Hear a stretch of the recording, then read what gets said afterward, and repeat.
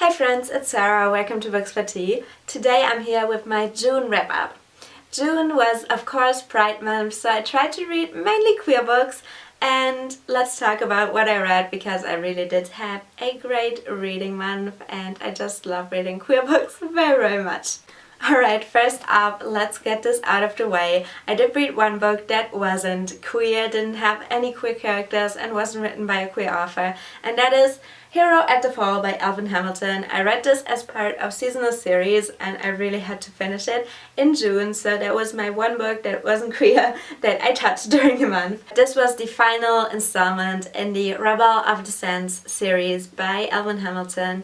It's one of my favorite series. I gave both the first and the second book 5 out of 5 stars and I loved them so very much. So this was definitely one of my most anticipated books to get to this year.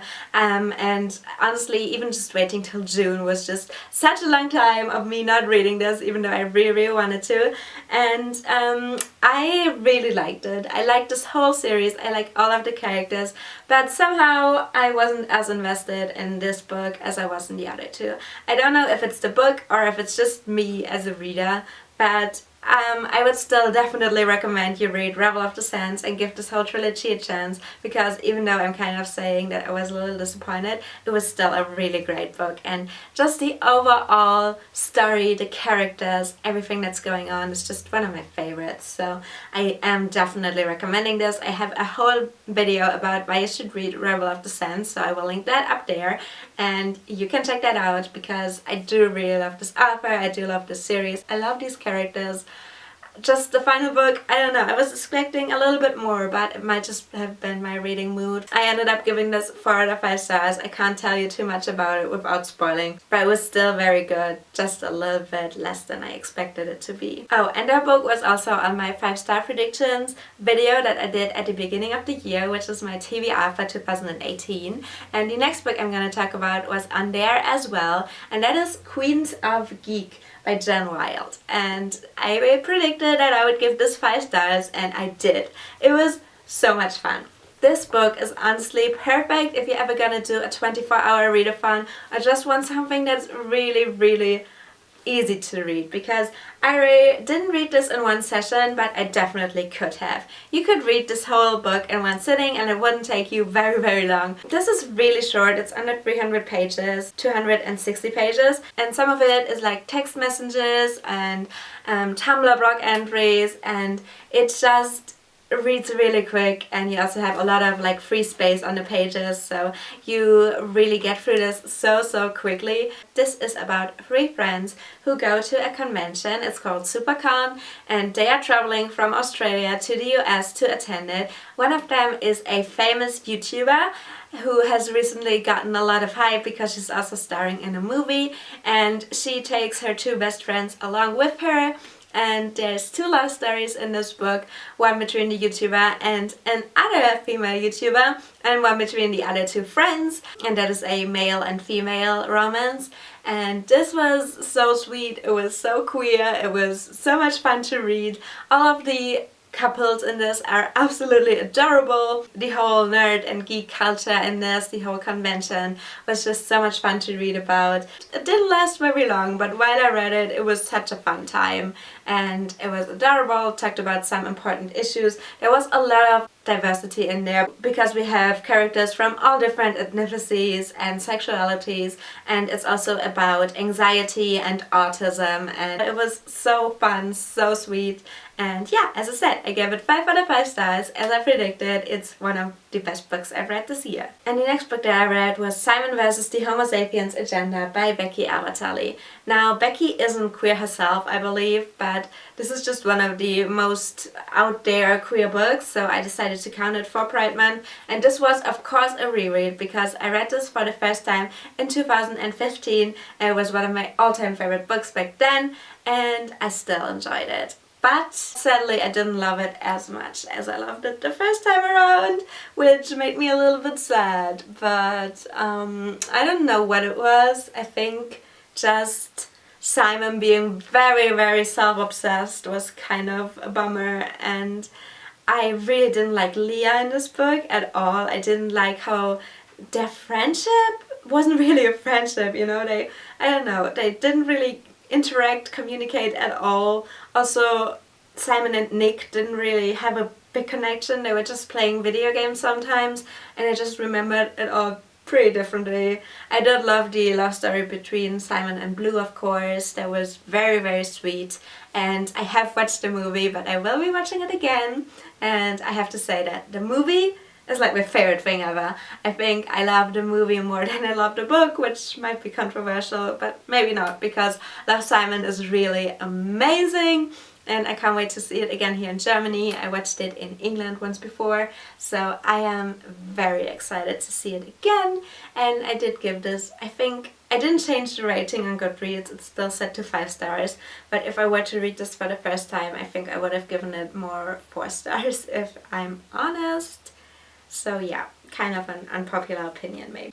Then afterwards I read Leon the Offbeat by Becky Albertalli, which was the reason for me rereading Simon in the first place, and I was a little disappointed with this one as well.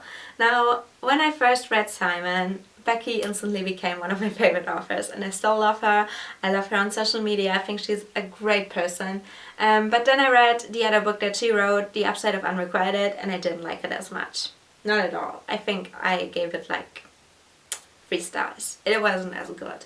But then I read Leon the Offbeat and really wanted to give her another chance, and I don't know, Leah was kind of annoying. I sometimes really understood her, but sometimes I really hated her, and some of it just felt like fanfiction to me, if I'm being honest.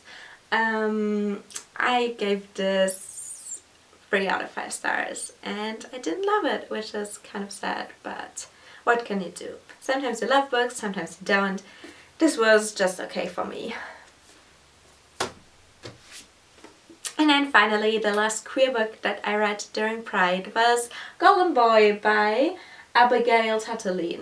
And this is about Max, who is intersex, and he gets raped by someone who's been pretty close to him, and then he kind of deals with it, and it's the first time that he really has to deal with being intersex, because he and his family never really talked about it. And this has a major trigger warning for rape, because it's one of the first chapters, and wow, like that shit messed me up. Like, oh my god, I was never that uncomfortable before reading anything. I think I kind of had to like skip some lines. It was really, really rough. But overall this book was so well done, so amazing. I absolutely loved hearing about all of these intersex issues that I never really knew about, but I was so excited to learn more about it, and Max was such an interesting and sweet character. It was just overall a really, really great book, and I'm so happy that I got to read it. It's been on my TBR for ages, and I'm happy I finally got around to it. I thought this was an older book, but in the book I think it says it's been published in 2013, so it's only 5 years old. I feel like some of the things in there that were being said about gender wouldn't be as accurate today. I think sometimes they didn't really separate gender and sex when they talked about it, but you know, maybe just the characters in the book didn't really know that much about those issues. I don't know, I just sometimes thought that the characters in there, especially a doctor that had to do with gender, didn't really seem as educated to me, and sometimes I had some issues with it, and I wish it would have been on voices as well. I really, really would love to read an own voices intersex novel, one that's maybe a little bit more up to date, so you know, that it deals with social media, it deals with finding out about the queer community online with YouTubers and Twitter and Instagram, and I would love an own voices intersex novel about life today as an intersex person or intersex teen. That would honestly give me a life, because this book just made me realize that I know basically nothing about the intersex community and about the struggles that so many people go through, and I would really love to change that. So if you have any kind of novels that have intersex characters that you would recommend to me, please leave those recommendations in the comments, and especially if they are own voices. But honestly, I'd be interested in reading any kind of book about this topic. And basically that's it. I wanted to read some more books during Pride. I started The ABCs of LGBT Plus by Ash Hardell, and also Let's Talk About Love by Claire Kann. And I'm currently reading A Conjuring of Light by V.E. Schwab, who is a queer author and has queer characters in her books.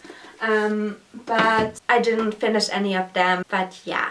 I hope you enjoyed my little Pride Month wrap-up. Let me know if you have read any great queer books recently, if you've read any of the books I talked about, or if you maybe want to read them. And I will hopefully see you again in another video very soon.